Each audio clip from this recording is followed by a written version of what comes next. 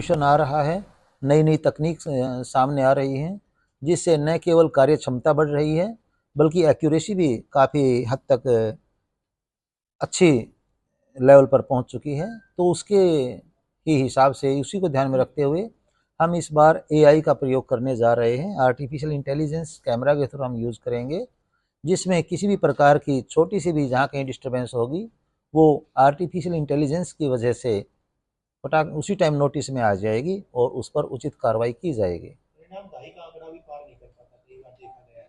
Negative marking इस बार भी की जाएगी या इस बार नेगेटिव मार्किंग की जाएगी, जैसे कि आपको पता है 60% का हम पास परसेंटेज का क्राइटेरिया इसमें रखते हैं। जहाँ तक आंकड़ा पार करने और ना पार करने की बात है, कई फैक्टर्स इसके लिए रिस्पॉन्सिबल होते हैं। जैसे कि परीक्षा का जो सत्र है, प्रश्न पत्र का, वह किस स्तर का है, दूसरा परीक्षार्थी की तैयारी किस स्तर की है। हमारी तरफ से यानी हरियाणा विद्यालय शिक्षा बोर्ड की तरफ से परीक्षार्थियों के लिए सभी प्रकार की सुविधाएं जो हैं वो इसके ध्यान में रखते हुए परीक्षा का आयोजन किया जा रहा है। बाकी परीक्षा है, कंपटीशन है, इसमें तो कुछ नहीं कहा जा सकता कि कितने परसेंट पास होते हैं, क्या होते हैं। सर अभ्यर्थियों को क्या कहना चाहोगे, किस प्रकार की तैयारी करके आए, क्या आप उसका साथ लेकर के आए, कब तक जो है रोल नंबर कब तक जारी जो है बोर्ड तक? जैसा कि पूर्व की भांति एक अनुभव के आधार पर हरियाणा विद्यालय शिक्षा बोर्ड के जो हमारे अपने कर्मचारी और अधिकारी हैं उनके नोटिस में बात आई है। सबसे पहले तो मैं ये कहना चाहूँगा कि परीक्षार्थी कम से कम 2 घंटे 10 मिनट पहले परीक्षा केंद्र पर पहुँचना सुनिश्चित करें, क्योंकि जैसा कि सभी जानते हैं काफ़ी संख्या में परीक्षार्थी उस दिन आएंगे और आजकल सभी के पास अपने पर्सनल व्हीकल हैं आमतौर पर, तो ट्रैफिक जाम की कहीं समस्या यदि हो जाती है तो ऐसा ना हो कोई परीक्षार्थी लेट हो जाए। इसके साथ साथ दूसरी बात यह कहना चाहूँगा कि जैसा कि हरियाणा सरकार जिस प्रकार से परीक्षा की पवित्रता और जो गुणवत्ता है उसके प्रति प्रतिबद्ध है, न केवल हरियाणा विद्यालय शिक्षा बोर्ड बल्कि बाकी एजेंसीज भी सभी पूरी तरह से इस मामले में बहुत गंभीर हैं। तो किसी भी प्रकार का ऐसा कोई अनुचित साधन का प्रयोग करने की कोशिश ना करें, जिससे उनकी अपने राज्य की या यूँ कहिए कि इस परीक्षा की जो छवि है वह कहीं मतलब ठेस पहुँचे छवि को। और जैसा कि सरकार जिस प्रकार से ईमानदारी से और लोगों की सेवा में तत्परता से काम कर रही है, इसमें जब हम सभी मिलकर सहयोग करेंगे तभी हम एक जो हमारा उद्देश्य है उसको हासिल कर सकेंगे। सबसे पहले तो मैं आप सभी पत्रकार और छायाकार बंधुओं का हार्दिक अभिनंदन करना चाहूँगा कि आप हरियाणा विद्यालय शिक्षा बोर्ड की समय समय पर जो आवश्यक सूचनाएं हैं इनका कवरेज बड़ी जिम्मेवारी के साथ करते हैं, और आपका यह सहयोग हरियाणा विद्यालय शिक्षा बोर्ड का समस्त अधिकारी और कर्मचारी स्टाफ अपेक्षित करता है कि आप आगे भी इसी प्रकार से सहयोग करते रहें, क्योंकि हमारी सूचनाएं जब तक आम पब्लिक में नहीं जाएंगी तब तक निरर्थक हैं।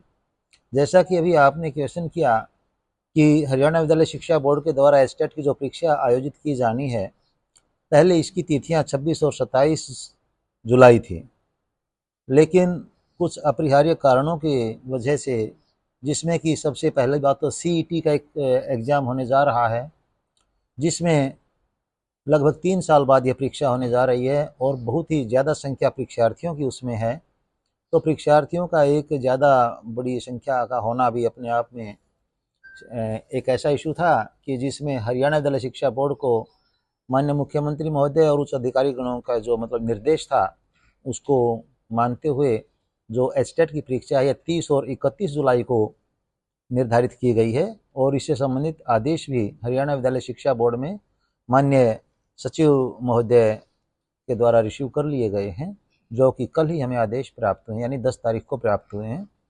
और अब मुझे यह कहते हुए बड़ी हार्दिक खुशी हो रही है कि जो काफ़ी लंबे समय से जो इंतज़ार था एस्टेट परीक्षा का, वह 30 जुलाई को शाम को 3 बजे से 5:30 बजे तक और 31 जुलाई को 2 पारी में, यानी जैसा कि आप जानते हैं L3, L2 और L1 की जो परीक्षा है उस हिसाब से परीक्षा होगी।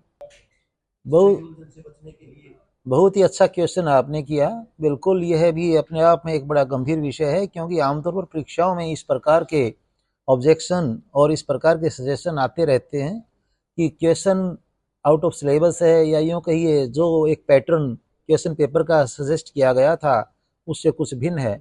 कई बार क्या होता है कि एक कॉम्पिटेंसी लेवल बढ़ाने के लिए क्वेश्चन को घुमा फिरा करके पूछ लिया जाता है, जिसकी वजह से परीक्षार्थी सोचता है कि यह क्वेश्चन तो मेरे स्कोप से, मेरे सिलेबस से बाहर है। लेकिन जब विषय विशेषज्ञों की राय उसमें ली जाती है तो बिल्कुल सारी स्थिति स्पष्ट हो जाती है कि क्वेश्चन नहीं है, उसको थोड़ा सा जो पूछने का तरीका है उस वे में उस क्वेश्चन को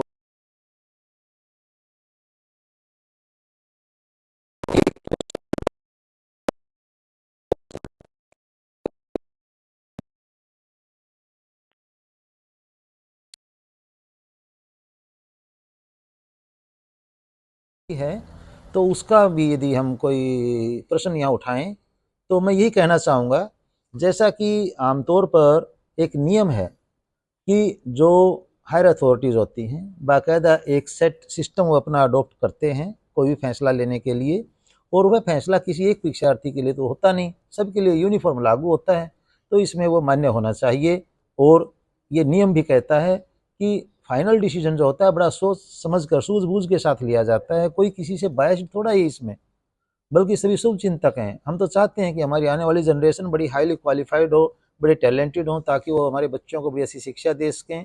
तो इस मामले में एक पॉजिटिव सोच रख के हमें आगे बढ़ना चाहिए। बिल्कुल पाठ्यक्रम के अंदर से लिया जाएगा। मैंने फिर बताया कि ये कॉम्पिटिटिव एग्जाम है, कॉम्पिटिटिव एग्जाम की कोई लिमिट नहीं होती। आप चैलेंज के साथ परीक्षा में एंटर करते हैं, और चैलेंज के साथ जो सामने क्वेश्चन पूछने वाला होता है वो होता है। कंपटीशन का मतलब कहीं भी मतलब ये नहीं होता है कि लिमिट क्या होगी। कंपटीशन में हमेशा हाईएस्ट के लिए, या यूँ कहिए कि जो कम्प्लेक्स मोस्ट कम्प्लेक्स होता है उसके लिए कंपटीशन होता है, जो उसमें क्वालिफाई करता है। यूनिवर्सल लॉ है सर्वाइवल फॉर द फिटेस्ट, तो वही बात यहाँ लागू होती है। देखिए, जहाँ तक मॉनिटरिंग स्टेशन का सवाल है, सबसे पहले तो हमारा यहीं पर कंट्रोल रूम होगा, जिसमें हर एक जो सेंटर है वो बाकायदा डायरेक्ट ऑनलाइन जुड़ा हुआ होगा, और यहाँ अधिकारी हमारे बैठे होंगे जो कि पूरी तरह से उसमें विजिलेंट रहेंगे। रिकॉर्डिंग, वीडियो रिकॉर्डिंग उसके साथ साथ में होगी। जहाँ कहीं जिस किसी परीक्षा केंद्र पर किसी प्रकार की कोई डिस्टर्बेंस या कोई ऑब्जेक्शनेबल एक्टिविटी हमें दिखाई देगी, तुरंत वहाँ बैठे हुए ऑब्जर्वर को, वहाँ पुलिस एडमिनिस्ट्रेशन को, जिला प्रशासन को सूचित किया जाएगा, ताकि त्वरित कार्रवाई वहाँ की जा सके। इसके साथ साथ जो सेंटर्स की बात आपने, एक कंट्रोल करने की बात आपने पूछी, हमारे जितने भी परीक्षा केंद्र हैं सभी के ऊपर ऑनलाइन कैमराज लगे हुए हैं। मैंने पहले भी आपको बताया है, एआई का भी उपयोग इसमें किया जाएगा, और बाकायदा वीडियोग्राफी भी साथ साथ में होगी। कोशिश यही रहेगी कि फुल प्रूफ और एकदम पूरा अप टू द मार्क काम हो। कुछ जिले बहादुरगढ़, नारनौल, इनमें बहुत एक तो यार कुछ लेवल की तो है ही नहीं सेंटर। ये नारनौल में लेवल 3 और लेवल 1 की परीक्षा के लिए कोई परीक्षा केंद्र नहीं है। इसमें दो बातों का ध्यान रखा गया है। नंबर एक तो परीक्षार्थियों की संख्या, जैसे आपने कहा बहादुरगढ़ में सेंटर कम है या नारनौल में कम है। दूसरा, नारनौल डिस्ट्रिक्ट हेडक्वार्टर है और महेंद्रगढ़ जो है डिस्ट्रिक्ट है। तो हमने यहाँ परीक्षार्थियों की सुविधा को ध्यान में रखते हुए, जैसे महेंद्रगढ़ डिस्ट्रिक्ट की जो, यदि हम बाउंड्रीज की बात करें, इधर से सतनाली उधर से नांगल चौधरी तक इसकी जो सीमाएं हैं वो हैं। और नारनौल की बजाय, नारनौल बड़ा शहर होने की वजह से वहाँ थोड़ा मतलब ये कहिए कि ट्रैफिक जाम वगैरह की समस्या से भी मतलब थोड़ा बचाने के लिए महेंद्रगढ़ में ज़्यादा खुले में हमारे पास एक्सेसिबिलिटी जो परीक्षा केंद्रों में बहुत अच्छी है। इसके बावजूद यदि कहीं कोई इस प्रकार की हमारे नोटिस में समस्या आती है कि भाई सेंटर और नारनौल या महेंद्रगढ़ में कहीं कोई चेंज करने की कोई बात है, तो उस बारे में विचार किया जाएगा।